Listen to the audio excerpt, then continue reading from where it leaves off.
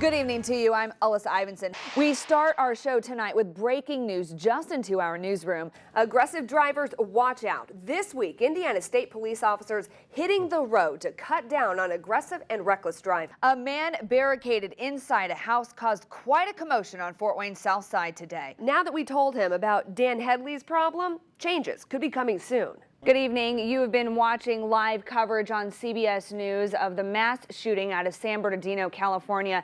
That press conference happening right now with police. We just learned some new details. Columbia City police hope you'll recognize a man accused of stealing from Low Bob's tobacco store. Here's his picture and the vehicle he left in. Still no charges and no arrest made. I think Mother Nature's a little confused because we keep getting reminders of what looks like Old Man Winter out there. Where's spring? Yeah, let's see. What could you be talking about? Cold air? Yep. Yes. Rain? Yep. Yeah. Snow? Yep. And even a little hail, too. Some small, soft hail. Well, the calendar says spring, but it feels a lot more like winter. And if you're spending spring break in the Summit City, it's easy to run out of things to do. News Channel 15's Hannah Strong put together some ideas, though, to keep everyone entertained, and they're all kid approved. I am very behind on my training. I need to get on it. Well, it's that time of year when the state health officials are asking you to protect yourself from mosquitoes. Taking a look at the stories we're following this morning, firefighters on the scene of a vacant house fire near Spilson Avenue and Crown Street. This is a live look right now. That's right outside New Haven and a street away from another empty home that caught fire last month on Madge Avenue. It's being called one of the most elaborate lottery scams ever. Two brothers accused of rigging 6 lottery jackpots in 5 different states, stealing more than $19 million. The rain will feel a little good, but it's just going to make it sticky, too. It is, very much so. All right, thank you so much, Greg. And thank you for watching your #1 news at noon. We'll see you tomorrow for First News starting at 5. Well, beauty is in the eye of the beholder, but when it comes to this statue at Columbia University, students downright hate it. Multiple student groups have already held protests trying to convince administration to remove the sculpture from university property.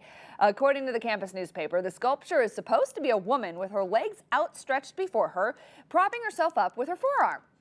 I'm not sure I see that. Students instead describe it as, quote, a dying mantis or a poorly formed pterodactyl. See, back in art class when I was a kid, that would be an ashtray. Everything that didn't turn out was an ashtray. Oh, that was awkward. I looked that up. That thing is worth like $3.5 million. So if they don't want it, all right. WANE-TV Studios. Hey, it would look good in it'll here. Look great. Right next to here. Or next to Nicholas Ferrari in the weather area. Hey, good news for IU basketball fans. We've got that coming up. And even at just yesterday, 3 officers were killed in Louisiana. Today, Fort Wayne Police Chief Gary Hamilton talked about concerns for his own officers. He spoke at a meeting for the Rotary Club of Fort Wayne. Senator Joe Donnelly now calling for an investigation into the local VA hospital and how a patient received other veterans' personal and medical information. Chief Meteorologist Nicholas Ferrari has a first check of the forecast. How hot? Well, we're talking by the end of the week, feels like temperatures around 100 and above. Ooh. So yeah, just thinking of that makes our 80. With thousands of people at the RNC and what has recently happened in the world, security is a top priority. Around 4,000 police officers from all around the country in Cleveland to help keep the peace. News Channel 15's Holly Campbell also there. She joins us live from the Republican National Convention in Cleveland. Holly. Yeah, it'll be a good day for outside today for a run or hydrate though. Early. Hot. Early today. Early or late? Yeah, it doesn't look bad. Yeah, early today looks pretty good. Alyssa and I don't have a pool, so we're going to crash someone's pool today. Right. We're taking applications for pool crashing later this afternoon. See you, Greg. Time now 5:14. Tomorrow will be a big shopping day for one online retailer. Well, we are just 2.5 months away from this year's Fort for Fitness. So are you getting ready? That's the big question for the run. Yeah. Are you really? News at 6, we'll pull out the muggy meter and I'll show you just how high that humidity climbs. It's off the charts.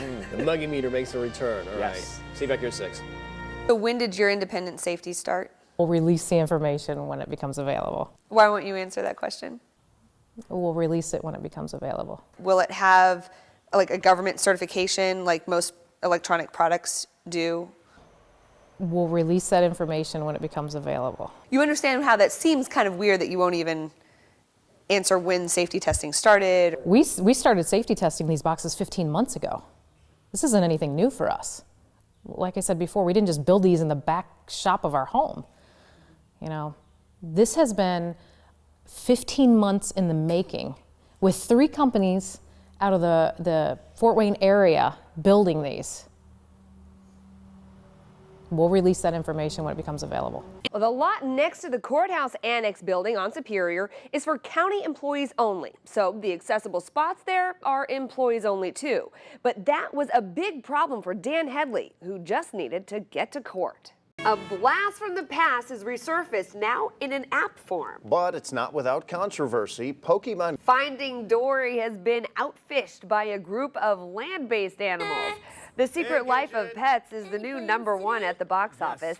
The animated comedy debuted with more than $103 million in ticket sales. That's the largest opening ever for an original film not based on previous source material. That's entertaining Pat right now, too. He's mesmerized by this video.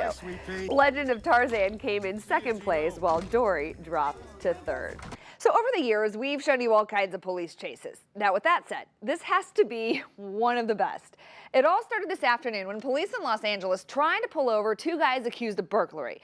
The men sped off, swerving in and out of traffic. And here's where things got weird. At one point, they just stopped on the highway, started doing donuts. Yeah, there's video of it. Then they went into a residential area and started taking selfies with people who were watching the whole thing playing out on television. The men ended up driving off again, nearly hitting a TMZ tour bus at one point. You can see there, right there, the bus tried to stop them on the highway. And just when you think things couldn't get any stranger, they did. The men decided to suddenly just stop and wait for police. They were arrested and are currently awaiting charges. Only today when you have selfies with the guys involved in a police chase. It was strange. You know, my buddies and I from the production crew, we tend to get transfixed at those when they break during the evening. Right. We'd never seen anything like this. Gave us some good laughs, you know. At least nobody was hurt, and they just walked right up to the police and said, yep, here, arrest me. Right. Hey, that was easy for them. I guess. In the weather. We do have some breaking news this morning. Firefighters are on the scene of a house fire near Spillman Avenue on Crown Street. Now that's right outside New Haven. That's near a vacant house fire last month. News Channel 15's Chris Darby is on his way right now, so keep watching for live updates throughout the show. A major shakeup for Indiana politics could come this week. Donald Trump is planning a fundraiser in Indianapolis tomorrow with Governor Mike Pence. I'm kind of brown already.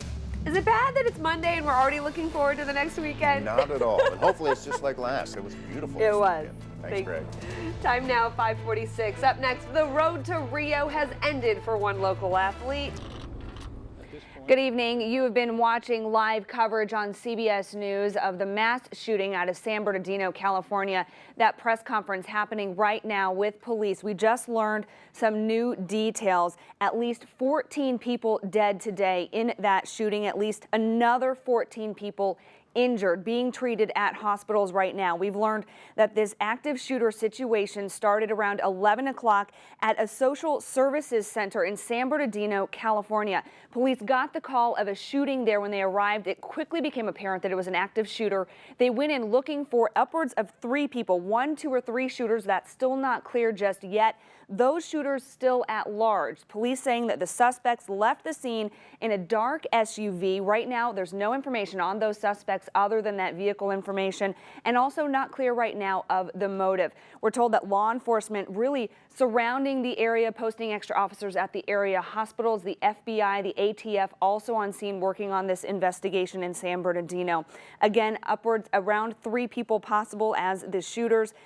At preliminary numbers, 14 people dead and 14 people injured in this mass shooting in San Bernardino, California. We will keep you posted on more information throughout the show as we learn it, but you can also watch this live coverage from CBS News right now on WANE.com. We have a live feed on our homepage, so if you go there, you can get all the latest on this as it's developing.